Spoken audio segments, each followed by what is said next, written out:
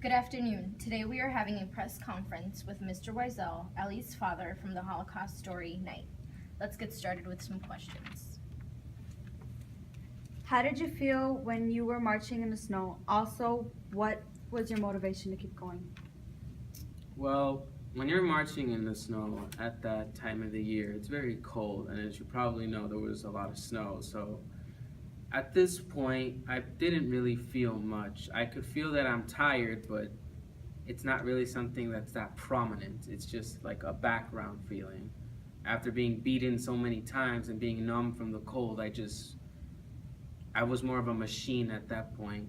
And as for what kept me going, I guess it was just the fact that I had been turned into a machine at that point. I wasn't thinking of keeping on going. I was just doing what I was told. But it was definitely a big factor was my son. That I wanted to make sure that he got through this. And Mr. Wiesel, when you first arrived to the concentration camps, what was your main concern? Well, my main concern was staying alive at this point. At that point, I still had a hope that I would make it through to the end. And also making sure that my son is safe, because I'm not sure what we would do if we didn't have each other. It would probably be a lot worse. Mr. Wiesel, in your honest opinion, whose survival worried you more, yours or your son's? Well, I think instinctively we all worry about ourselves in the beginning. But if I think about it for a bit, I would most honestly be worried about my son's survival. I'm an old man, to be honest, and he had a much better chance of surviving it than I did. So I would like it that at least one of us made it out of this alive. So my son's health would be my utmost concern. Mr. Wiesel, something that keeps messing with me is why did you give up on life when you were so close to freedom? Are you referring to the last camp I was in? Yes. Well, the disease that I had contracted, it tends to weaken you quite a bit. So I wasn't really thinking straight at that point, for one. And at that point,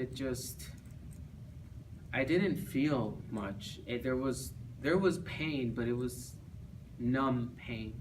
It was just there. But at that point, I just didn't feel like going on. Any will I had to live had been sapped out of me. And while I couldn't think straight, I knew something was wrong. And I had the idea I'm probably not going to make it out of this. So I stopped trying. I just wanted a comfortable death. So I kept asking my son to bring me water, even though he kept on telling me wasn't going to help. In fact, it would probably worsen my condition. But at that point, life just didn't have a point anymore. At least I had no business being alive. Mr. Wiesel, when you were hit and you told your son it didn't hurt, was it because you were worried about your son's opinion?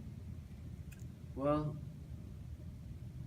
yes, actually, for the most part it was. But when you're running the risk of being thrown in a crematorium, you have other worries apart from being hit. So the pain, I didn't take much notice of it apart from the instant contact from when I was hit, but it was mostly due to the fact that I didn't want my son to see me in pain. I didn't want him to feel bad, to think he could have intervened and stopped it because of my old condition. So yes, it was mainly to help my son. Mr. Wiesel, in the beginning of the story, it mentions that you cared a lot about your community, even more than your own family. Why is that? Well, when you get to be my age, you've lived a lot. You've seen a lot of things, not all of them pleasant.